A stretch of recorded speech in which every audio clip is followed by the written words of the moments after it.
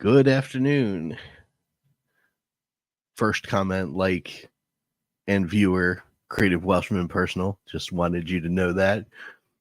It says, my highlight of the week is watching Royce drink White Claw live. Yes, that was hilarious on Friday. We're going to go on a little bit of a tangent after the intro. I want to address something that came up in Royce's Sunday Coffee, and that is introverts and extroverts.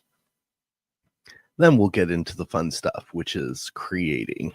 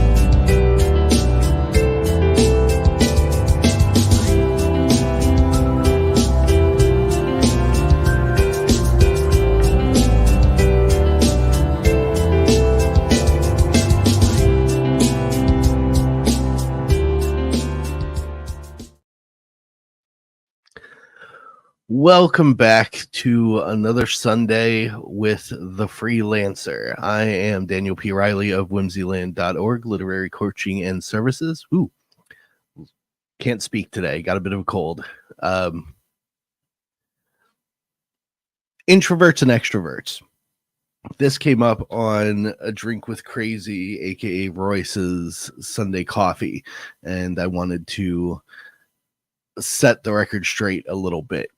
Introverts and extroverts, these are considered personality archetype traits. They're not psychological disorders. It's not something that even psychologists and psychiatrists even really address. Now, the difference between introverts and extroverts. An introvert is inwardly focused. They are more concerned with what's going on inside of them and how it relates to the external world. Extroverts are more concerned with themselves relating to the external world, the external reality. They are motivated by social traits. They work very well in groups. Introverts, not so much. Now, these two things, they're not cut and dry. It's not black and white.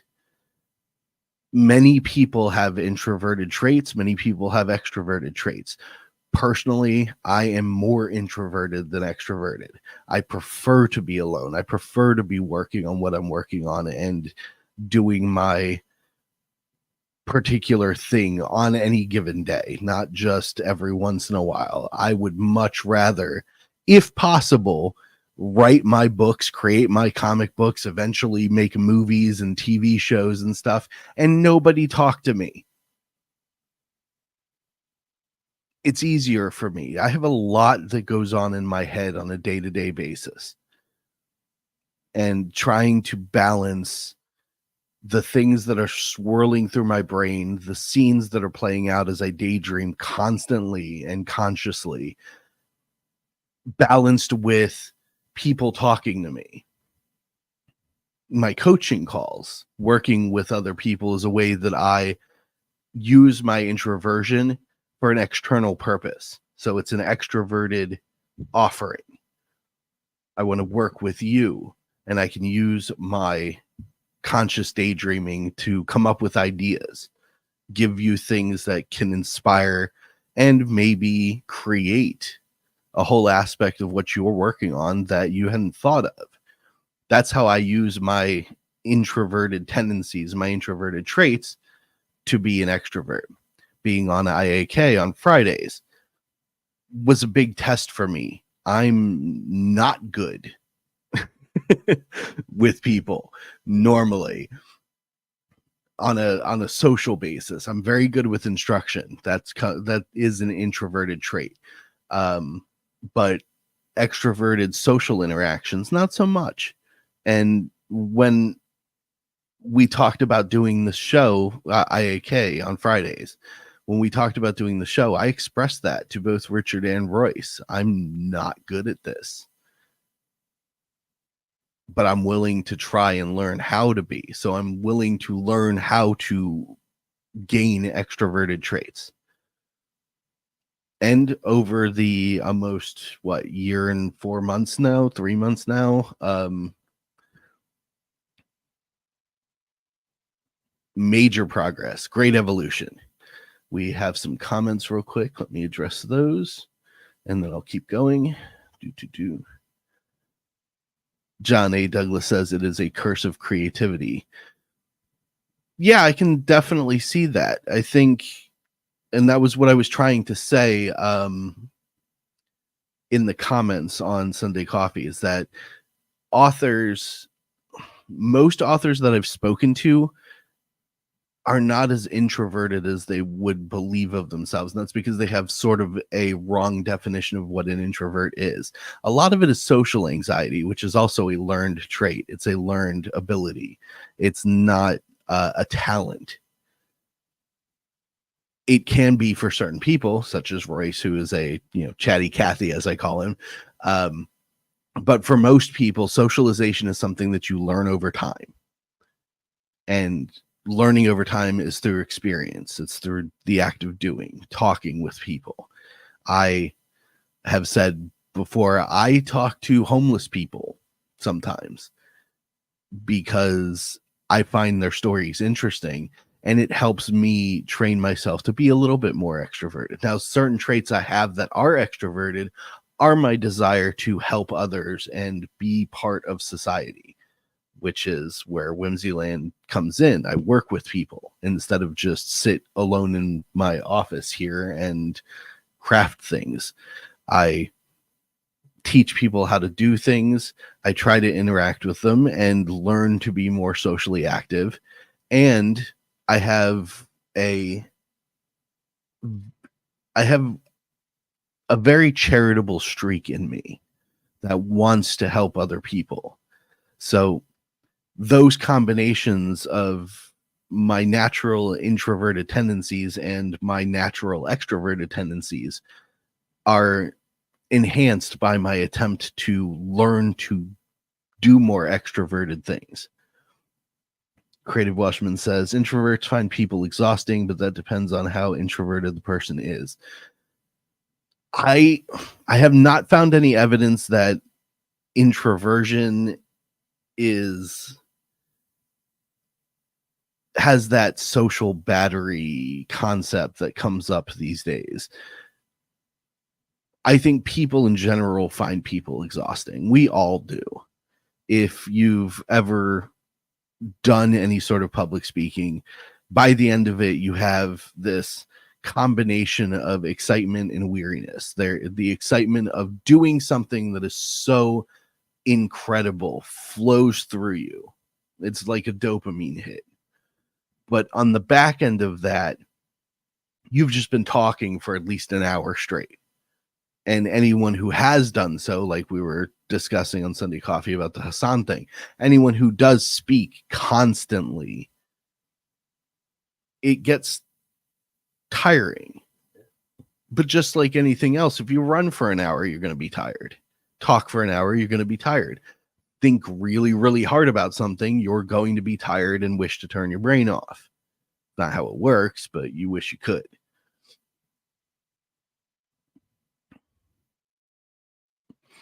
Social anxiety, I feel, is more of a modern day author trait. A lot of us that I've spoken to, and I'm sure some of you will agree, a lot of us spent time. Thank you, John. A lot of us spent time in our minds instead of in conversation with others because of other factors. We felt awkward. We were ostracized. Some of us were straight up bullied for attempting to do so.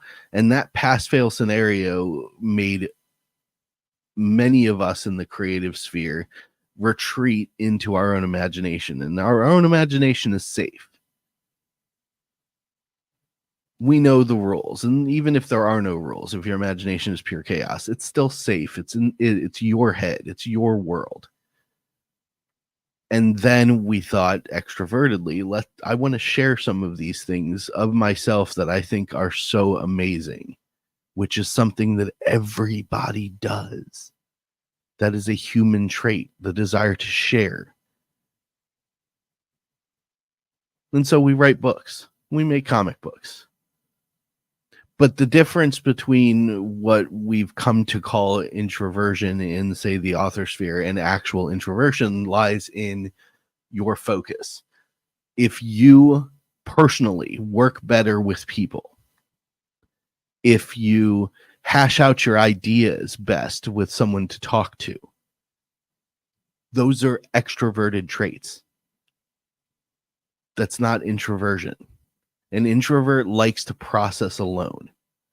And my daughter can tell you every once in a while when her and I get into a deep conversation and she actually stumps me with something, I am silent for a solid hour as I process.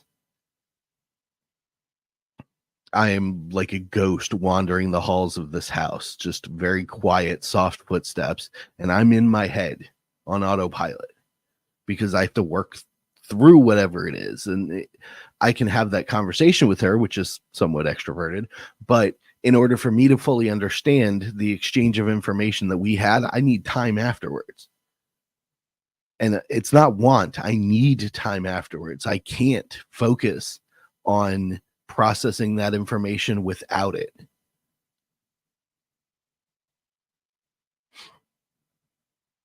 Before I get way too far into this, it is now 12 minutes into the stream, and I think we need to get some work done because that's what the freelancer is all about. You working on your creative projects with me.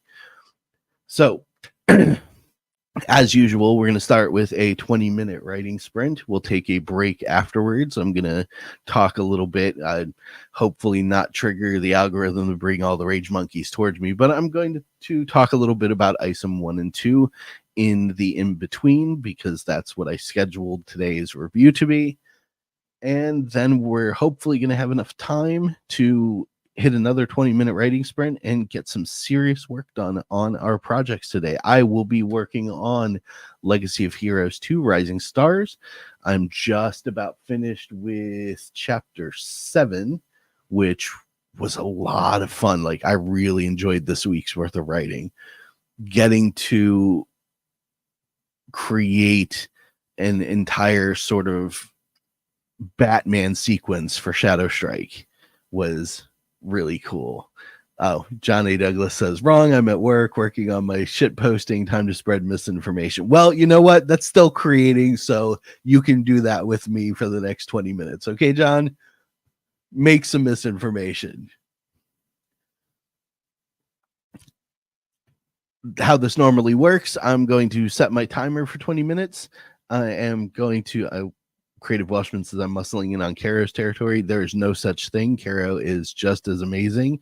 And those of you who have more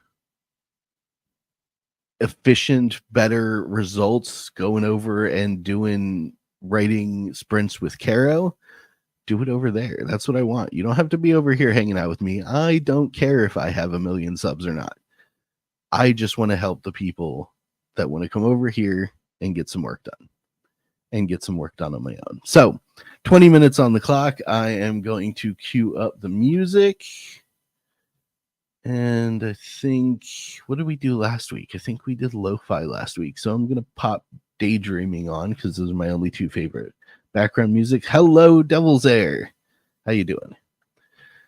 And yeah, we're going to put Daydreaming on, and then I am going to wrap up chapter 7 here, hopefully, by the end of both of our sprints. But for now, let's see what we can get done. I'll put myself on mute, and here we go.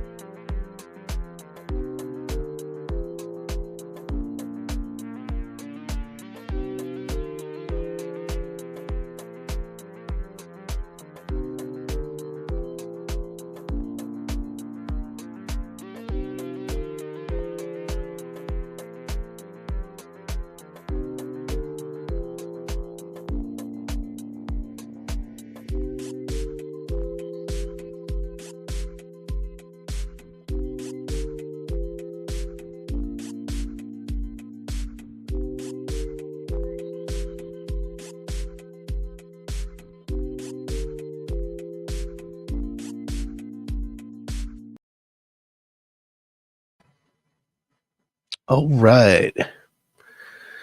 That is the end of creating session number 1. Looks like we have a few comments today. Beat from Bat Sauce. How you doing, Bat Sauce? Creative Washman says, not creating right now, just hiding in my room. Hey, that is very important. As the human Kermit the Frog says, clean your damn room. Also says, still need to do, Devil's Air says, still need to do that myself. It's not fun. Nah, you can make cleaning your room fun. Just throw some tunes on. Rock out. And they're having a conversation about room cleaning and whether or not that's fun or not. That's fine. I don't mind. Let's get into the real quick review segment of the Freelancer, because it's already 36 minutes into the show, and I want to make sure we can at least get our hopefully get our second writing sprint in. Not sure if it's going to work out that way at this point. Let's see. So I have had the chance to read both ISOM number 1, as you can see right here, and ISOM number 2, as you can see right there. Being amateur new comic book creator myself, I'm gonna kind of give my analysis from a professional standpoint and from a consumer standpoint. We're gonna start with the consumer standpoint, which is, despite what all of the raging vomitoriums on social media say, neither ISOM book is bad. Objectively, they're pretty good. They're not super professional quality, but they're good. Oh, I love Meatloaf, the musician. That sounds good. Creative Washman says maybe put on some Meatloaf and get pumped up for the clean out. Great idea. Anyways, as I was saying, from a consumer standpoint, someone who's loved comic books and superheroes for a long time, I'm not a huge fan of the concept of ISOM, the hero. And as we discussed earlier, he seems like he's got a lot of introverted traits. And introverted traits are not classic heroism, but I don't think he was going for a classic hero story. It seemed more like he was going for a reluctant hero story, in my opinion. And for that, it's a great character. He's very much in his head a lot. And one of the nitpicks I had as a consumer was that there are certain points of both books, even though 2, in my opinion, is a marked improvement from 1. There are points in both books that it just gets too wordy. There's a lot of relayed information in dialogue or internal monologue at some points, and that was distracting and a little bit boring, and I found myself wanting to flip to the next page and just ignore that part. Like, I don't need to know this. That's happened in mainstream comics too. It's happened in some of my favorite X-Men runs.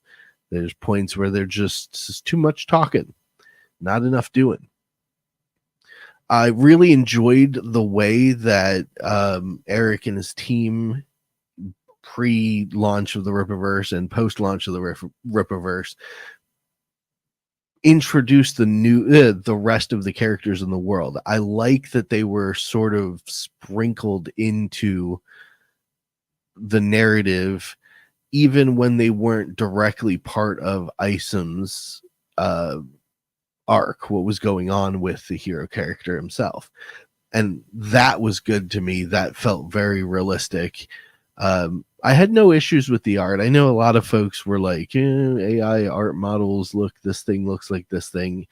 To the layman, yeah, maybe to the elitist who screams and yells on social media, yeah, that might be a thing. I'm not going to tell people how to think.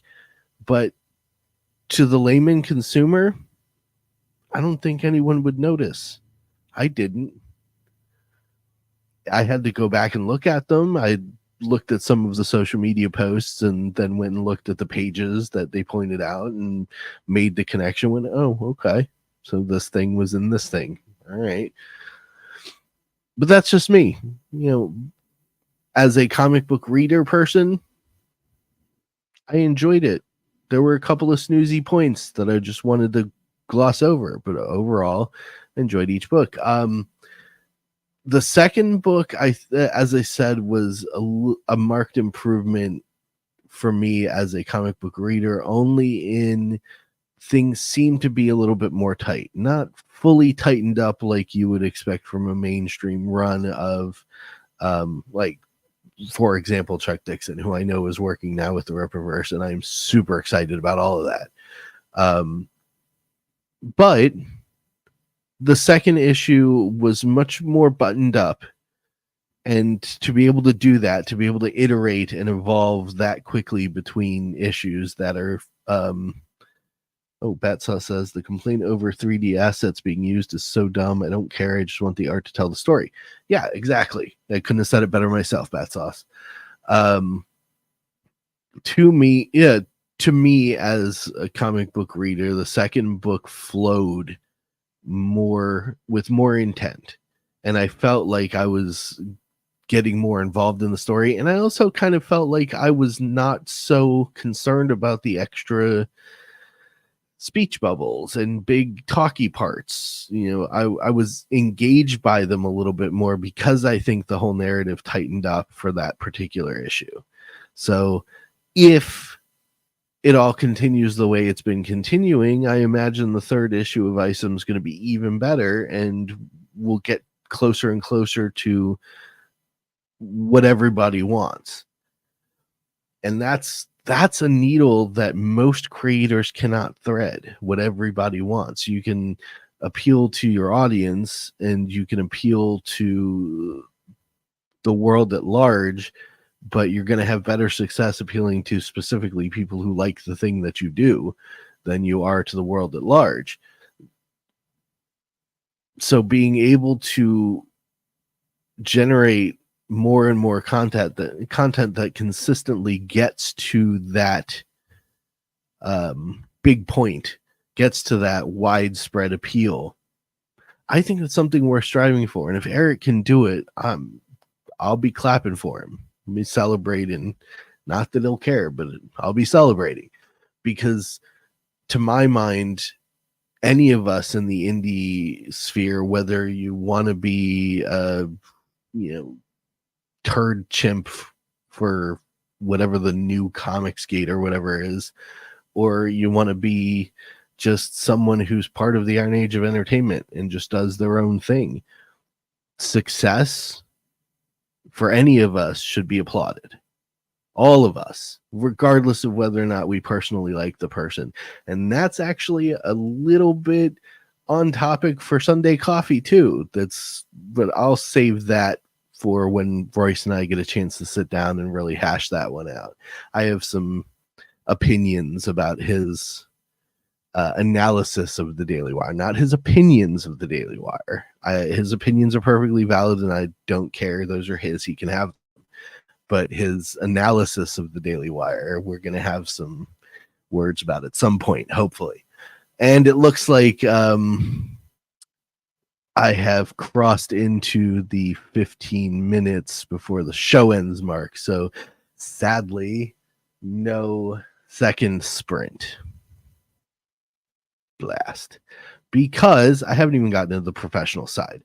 So before we get into the professional side of the ISOM review, I'm going to check how I did today with my 120-minute sprint.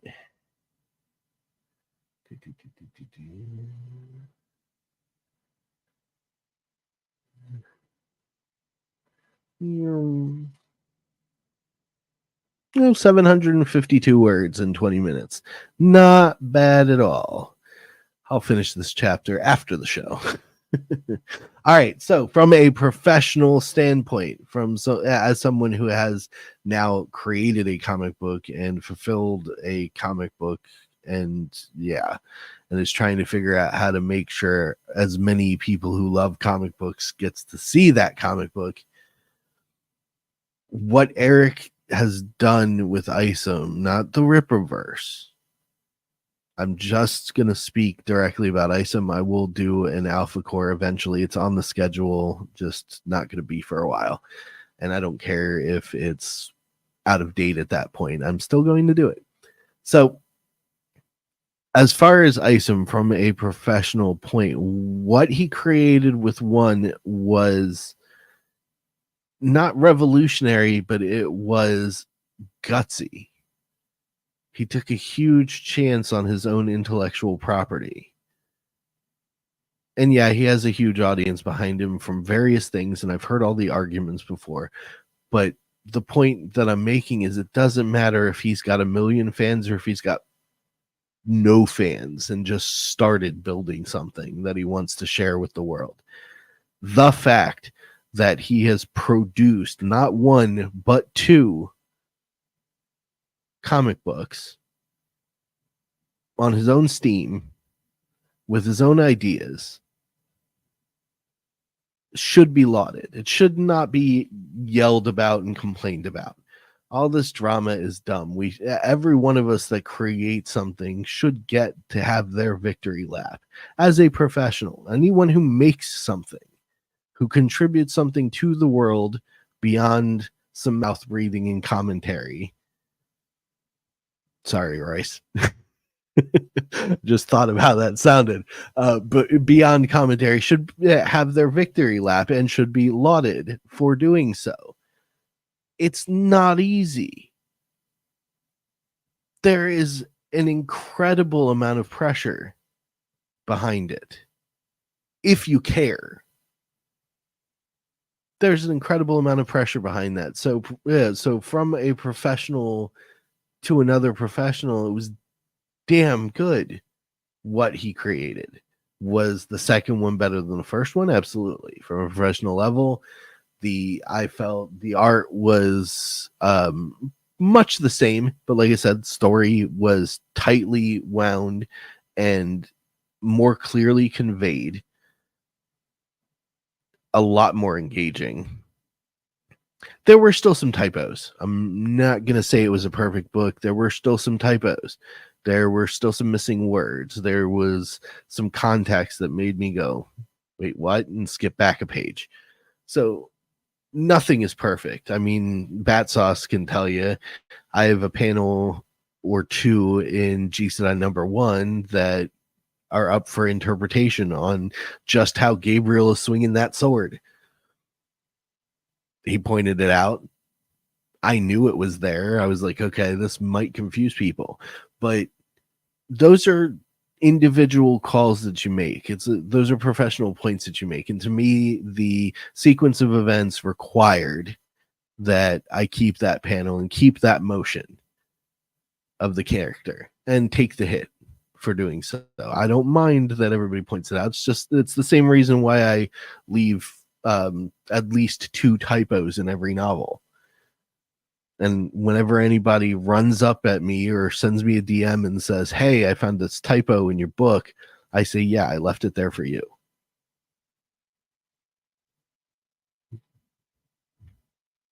Congratulations. You found the treasure I left for you. The reason for that is you make a call. And on a professional level, the calls that Eric made I would probably have made if I was doing the same thing that he did. Maybe not all of them. I mean, being an editor, I definitely would have cleaned up the text a lot more, but that's just me. And even then, like I said, I leave 2 typos in, so you would have found typos. You found typos in some of the mainstream comics too. It happens. There's no reason to get all upset about it. Things that I'm looking forward to in the Rippaverse now, based on the ISOM books, because I'm not talking about Alpha Core. I loved Gooding. So I'm really excited about that. I'm interested, and I very briefly will say reading Alpha Core was fun, but that gets its own review later. Gooding sounds like a well thought out and interesting support hero character, or not even a hero. Maybe could turn out to be a complete vigilante. Who knows? Opportunist. Not sure. I'll find out when that book particularly comes out. The concept of Norfolka was fantastic. Bloodruth, as much as Royce talks about Bloodruth and some other folks have screamed about it, not as interesting to me personally. Professionally, though, that whole sequence of events was highly enjoyable and really well done. None of that played out in a way where I professionally went, I would have done it this way. Nah, it played out properly in my mind. And let's see, who am I missing? Oh, of course, can't go through ISOM without mentioning Yaira. And the mystery behind Yaira is cool from a comic creator, from a comic consumer level. The mystery behind Yaira bothered me. I wanted a little bit more, like some reason to be invested in the character beyond a couple of one lines. Invested in learning about the character, and we're going to learn about the character because Yaira Winter is almost upon us, thanks to the Saska sisters, who are amazing people, and I don't care what anybody thinks about them.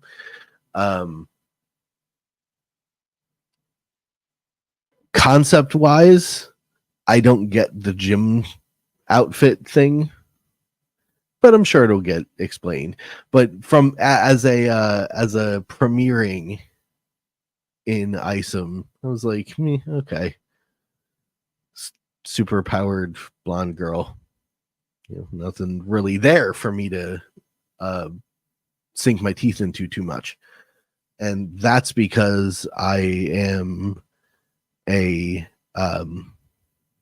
comic book lore type. I like to know things about characters and like to be at least given something that I can think about in between. Professionally, like I said, the way that all of these characters were introduced in the narrative of the story, I thought felt natural. And that's a sign of good outlining at that point, especially in 2 over 1. But I've rambled on and on about this, and it is just about 5 minutes to the end of the stream. So, a lot of weird things that we covered today, but the introvert extrovert thing I thought needed to be mentioned because everybody has the wrong idea of what an introvert and an extrovert is. And having done the research and struggling with a lot of extreme introverted traits myself, it seemed like it needed to be talked about a little bit in the beginning of the show. For the last couple of minutes here, I want to highlight one thing that I wrote because I just thought it was an amazing sequence for Shadow Strike. Let's see. One moment, please.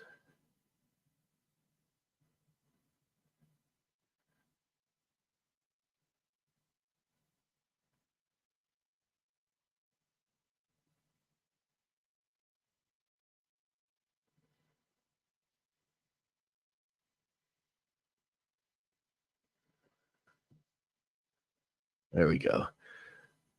So there's a part of this particular chapter that I've been writing where Shadow Strike gets the drop on a bunch of criminals, and then he's overwhelmed because there's a lot more of them than he thought in this warehouse.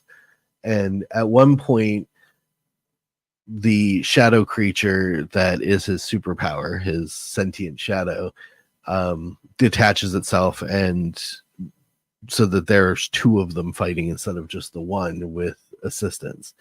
And this short little part that I wrote really was interesting to me because I had never thought about it until it happened. It was one of those creative moments that you don't find until you're in the middle of writing.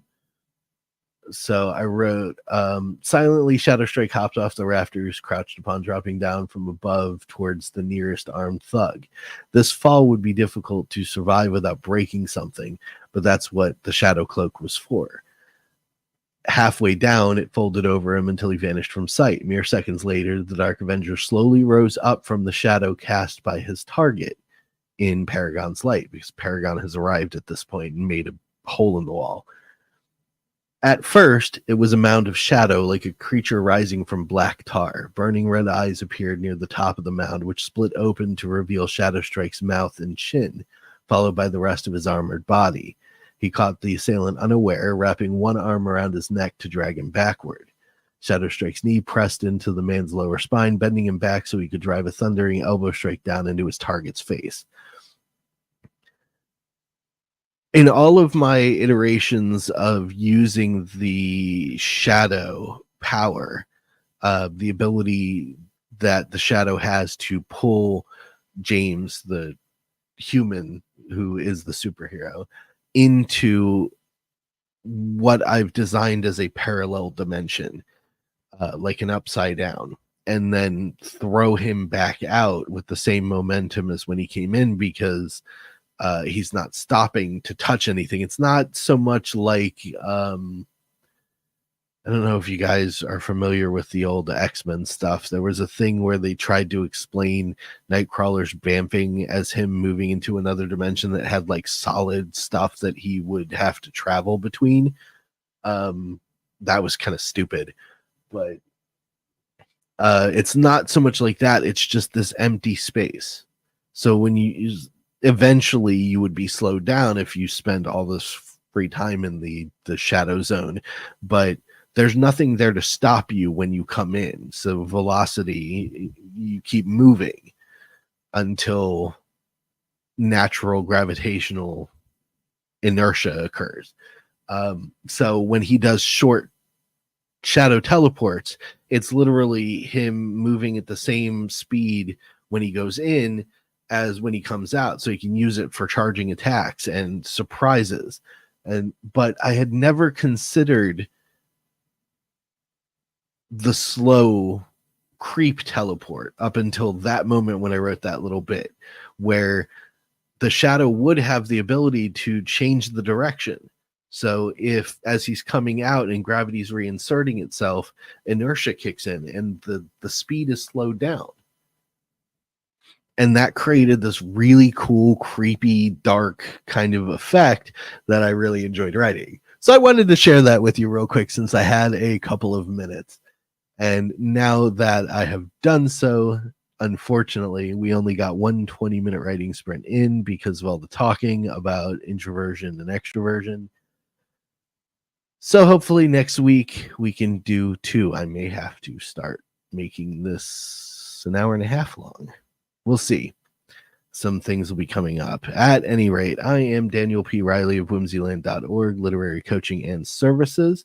I help creators create the very best things that they can make, and then I help them refine it to be ready for public consumption. You can find me on Whimsyland.org. As I said, the link is in the description. You can follow me on the Twix, as we call it in IAK land, at Mr. DP Riley. And if you're interested, I am also now on REAM. The link is in the description, where I'll be posting some how-to guides and lore information about my various stories. Be sure to hang out with Richard tonight, I believe at 8:30 Central. Don't quote me on that, but I'm pretty sure it's 8:30 for his chill stream. And I will see you guys on Friday on IAK. As always, keep creating.